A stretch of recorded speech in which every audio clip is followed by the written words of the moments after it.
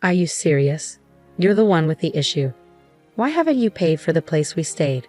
Because you left me. Just bring the money over. I won't because I was left behind. I didn't even want to go on that trip. I've been married to my husband for 6 years. We have a cute 5-year-old daughter, and watching her grow up is the best part of my life. But our relationship is really bad right now. I quit my job when our daughter was 1, and my husband said that if I wasn't working, I had to handle all the housework. So I did everything around the house and took care of our child alone.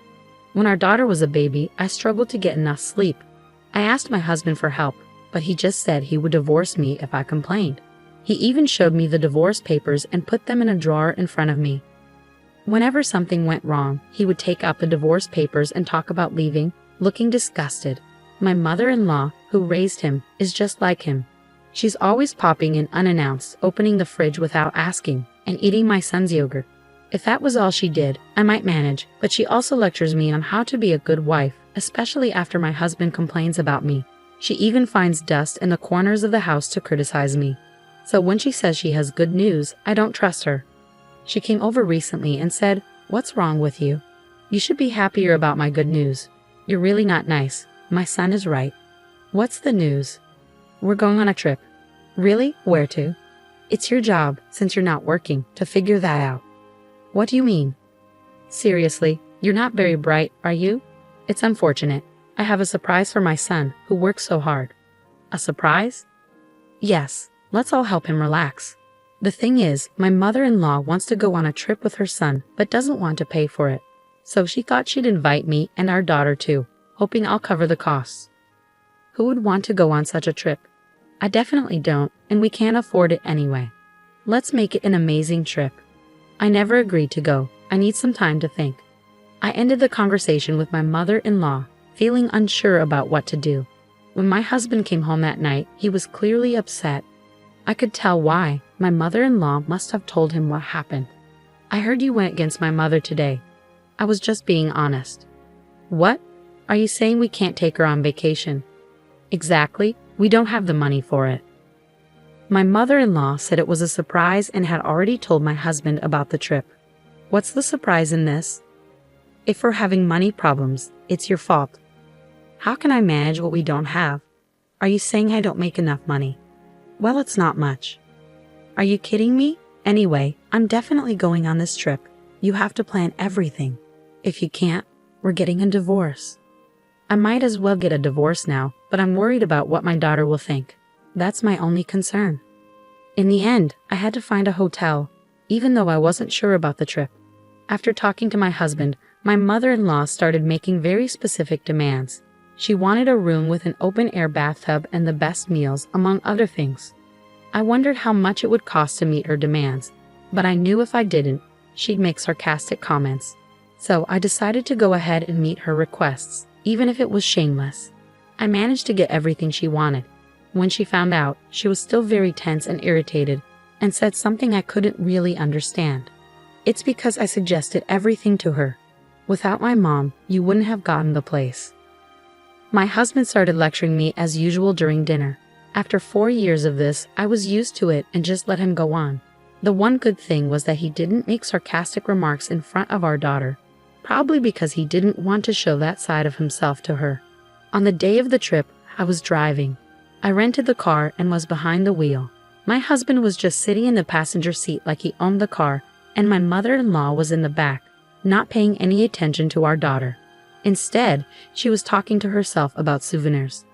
I had been driving all morning, and neither my husband nor my mother-in-law offered to help. I wasn't allowed to take a break, so we finally stopped at a rest area when my daughter needed to use the bathroom.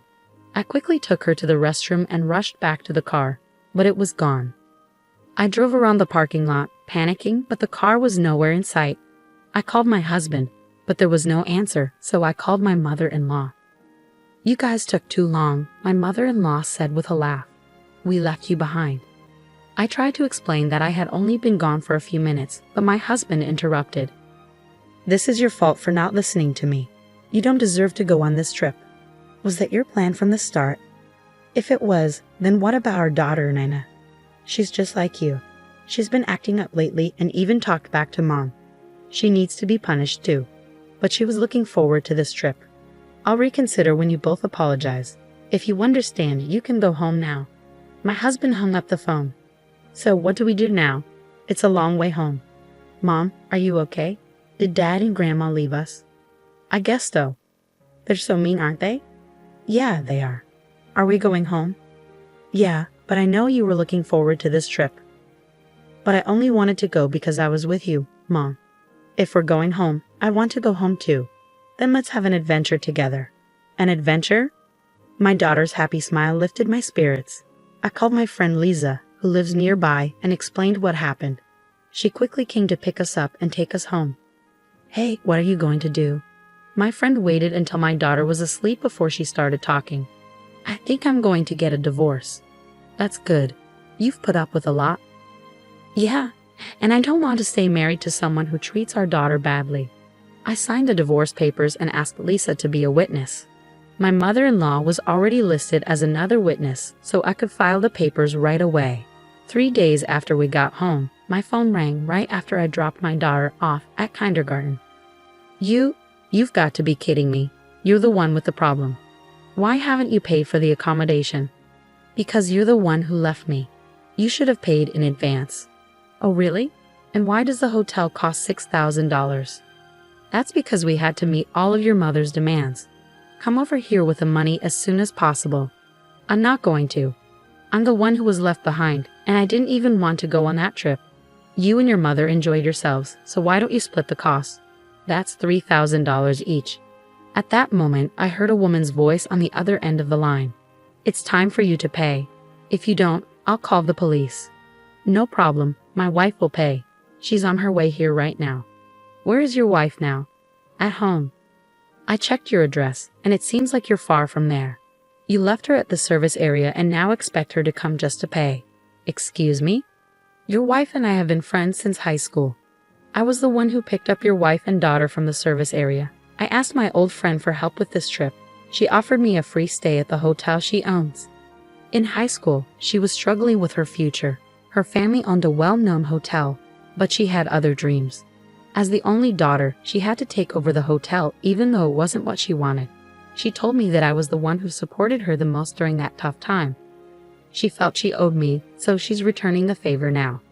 I told her she didn't need to pay, she could stay at the hotel. But she's not here. I don't have any personal connection with you, so you're just hotel guests. Since you're only guests, you need to pay the full price. Alright, how about you use your credit card to pay for now, and you can charge it to your wife later. I don't want to do that. It's not that you don't want to, it's that you can't. Wait, what do you mean? Your son's salary is $1,200 and the credit card limit is only $3,000. What do you mean, your wife is lying? You said you were making a good salary. My husband just stayed silent. He's a salesman, and he earns more if he gets contracts, but he only gets the minimum guaranteed salary. Despite having a lot of sales, he only gets the minimum pay, so he doesn't have enough money. Don't tell me you're going to use your savings to pay. That's reserved for the divorce, alimony, and child support. What are you talking about? I filed for divorce. Didn't you say you divorced me anytime? Yes, and I filed the papers as quickly as I could. So if we're not married anymore. Hold on a minute. I'm not waiting. My husband eventually agreed to pay Lisa in installments. I then hired a lawyer and officially filed for custody of my daughter, child support, and alimony. I moved my daughter back to my parents' house. One of Lisa's hotel regulars is an executive at my husband's company, and he told him to pay for the stay in full. My mother-in-law, who divorced when my ex-husband was in middle school and planned for him to support her in the future, learned about my ex-husband's income. She then contacted me, asking me to reconsider the divorce. I can't believe she has the nerve to ask that after everything she's done to me. My ex-husband also called, saying our daughter needs a father and suggesting we remarry and live together. My daughter is happy living with my parents. I don't understand why he's saying this now since he never took care of her before. My ex-husband went back to his mother's house right after the divorce. He had poor performance at work and wasn't good at planning, so he made a last-minute vacation booking for that trip. His inability to pay for the hotel became known through a company executive, and now he feels very embarrassed at work. Next weekend, I'm taking my daughter to the house hotel. I started a new job to build a better future for us. It's been a long time since I worked, but it's so much more fulfilling than my marriage ever was. The idea that children need both parents together didn't apply to us. I believe it's more important for children to have happy parents. I've learned a lot from this divorce. The only thing that hasn't changed is my commitment to putting my daughter first. With her, I can always do my best. People like my ex-husband seem to have a lot of confidence. I wonder where they get it from. Overall, I think the divorce was the right choice. I'm grateful for my wonderful daughter and supportive friends. I hope you find peace and happiness with your daughter from now on. Thank you for watching. If you enjoyed this, please subscribe to the channel. See you.